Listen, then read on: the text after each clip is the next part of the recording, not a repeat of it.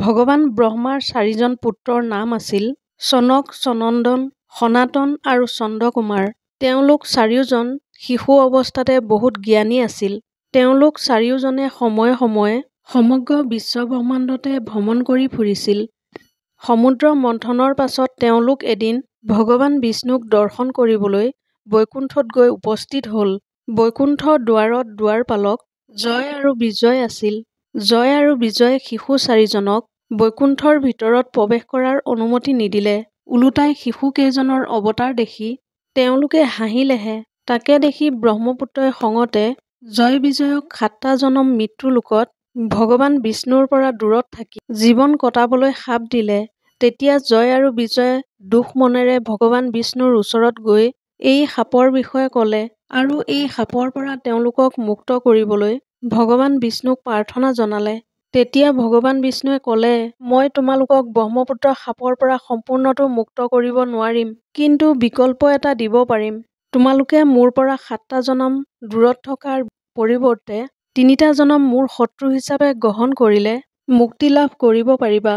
তেতিয়া জয় আৰু বিজয়ে 7টা জনমৰ পৰিৱৰ্তে 3টা জনম ভগৱান বিষ্ণুৰ শত্ৰু হিচাপে গ্ৰহণ কৰিবলৈ মান্তি হ'ল আৰু সেই শাপৰ ফলস্বৰূপে জয় বিজয় পৃথিৱীত আহি কাশ্যপ মুনি তথা তেওঁৰ পত্নী দিতি আৰু অদিতিৰ গৃহত হিৰণ্যক্ষ আৰু হিৰণ্যকশিপুৰ নামেৰে জন্মগ্ৰহণ কৰিলে। কাশ্যপ মুনিৰ পত্নী বহুত ভাল স্বভাৱৰ স্ত্ৰী আছিল। আনহাতে দিতি অত্যন্ত অহংকাৰী আছিল।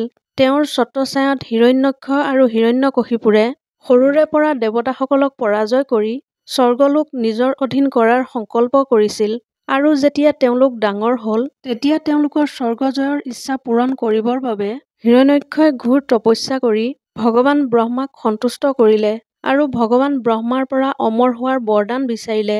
তেতিয়া ব্ৰহ্মাই হিৰণ্যক্ষক অমৰ বৰদানৰ বিনিময়ত অন্য কিবা বৰদান বিচাৰিবলৈ ক'লে। তেতিয়া হিৰণ্যক্ষই সকলো দেৱতাৰ নামৰ লগতে সেই সময়ত পৃথিৱীত থকা সকলোবোৰ জীৱ-জন্তুৰ নাম লৈ সেইবোৰৰ ভিতৰত কোনো ধৰণৰ জীৱৰ হাতত তেওঁৰ মৃত্যু নোহোৱাৰ বৰদান বিচাৰিলে। তেতিয়া ভগৱান ব্ৰহ্মাই তেওঁক সেই বৰদান দি দিলে। বৰদান লাভ কৰাৰ কিছু সময়ৰ ভিতৰতে হিৰণ্যক্ষই গোটেই পৃথিৱীকে নিজৰ অধীনত কৰি পেলালে আৰু সকলোবোৰ দেৱতাকে যুদ্ধত পৰাজয় কৰিলে। তেনে সময়তে এদিনাখন হিৰণ্যক্ষই নাৰদ মুনিক লগ পাই নিজকে প্ৰশংসা কৰিবলৈ ল'লে আৰু ক'লে যে এই ব্ৰহ্মাণ্ডত তেওঁক কোনেও পৰাজয় কৰিব নোৱাৰে।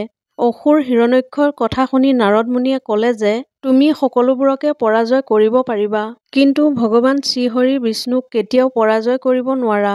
নাৰদ মুনিৰ এই কথা শুনি হিৰণ্যক্ষই ভগৱান বিষ্ণুক পৰাজয় কৰি গোটেই বিশ্বব্ৰহ্মাণ্ডকে নিজৰ অধীনত কৰিবলৈ স্থিৰ কৰিলে। তাৰ বাবে তেওঁ এটা বুদ্ধি ভাঙিলে। যিহেতু তেওঁ ভগৱান বিষ্ণুক পৰাজয় কৰিবলৈ বৈকুণ্ঠলৈ যাব নোৱাৰে, সেয়েহে ভগৱান বিষ্ণুকে তেওঁৰ ওচৰত মাতি আনিবৰ বাবে পৃথিৱীক নি তেওঁ মহাসমুদ্ৰৰ তলত লুকুৱাই ৰাখিলে। বন্ধুসকল, এতিয়া আপোনালোকৰ মনলৈ এটা প্ৰশ্ন আহিব যে সমুদ্ৰটো পৃথিৱীতেই আছে, তেনেহলে পৃথিৱীক সমুদ্ৰৰ তলত লুকুৱাই ৰখাটো কেনেকৈ সম্ভৱ? কিন্তু আপুনি জানি আচৰিত হ'ব যে নাছাৰ গৱেষণাত পোৱা প্ৰমাণ অনুসৰি মহাকাশত এখন মহাজাগতিক সমুদ্ৰ আছে, যাৰ আকাৰ পৃথিৱীৰ তুলনাত 140 সাৰংগুণ ডাঙৰ। মহাকাশত থকা সেইখন মহাজাগতিক সমুদ্ৰতে হিন্দু ধৰ্মত ভৱসাগৰ নামেৰে উল্লেখ কৰা হৈছে। এতিয়া আমি আহোঁ মূল বিষয়লৈ। যেতিয়া হিৰণ্যক্ষই পৃথিৱীক নি মহাসমুদ্ৰৰ তলত লুকুৱাই ৰাখিলে, তেতিয়া ভগৱান বিষ্ণুৱে সংসাৰৰ কল্যাণৰ অৰ্থে পৃথিৱীক মহাসমুদ্ৰৰ পৰা উদ্ধাৰ কৰিবলৈ স্থিৰ কৰিলে। কিন্তু আচল সমস্যাটো হ'ল যে হিৰণ্যক্ষই ব্ৰহ্মাৰ পৰা লাভ কৰা বৰদানৰ অনুসৰি সেই সময়ত সংসাৰত থকা দানৱ, মানৱ, জীৱ-জন্তুকে আদি কৰি কোনেও হিৰণ্যক্ষক পৰাজয় কৰিব নোৱাৰে। আনকি ভগৱান বিষ্ণুৱে তেওঁক পৰাজয় কৰিব নোৱাৰে। সেই সময়লৈকে পৃথিৱীত কোনো গাহৰিৰ প্ৰজাতি নাছিল। সেয়েহে ভগৱান বিষ্ণুৱে গাহৰিৰ ৰূপত অৱতাৰ ধাৰণ কৰিলে আৰু তেওঁৱেই মহাসমুদ্ৰৰ তললৈ গৈ পৃথিৱীক বিচাৰি নিজৰ দাঁতত তুলি আনিলে আৰু পৃথিৱীক নিজৰ কক্ষত স্থাপন কৰিলে। তাৰ পাছত হিৰণ্যক্ষ আৰু ভগৱান বৰাহৰ মাজত যুদ্ধ আৰম্ভ হ'ল।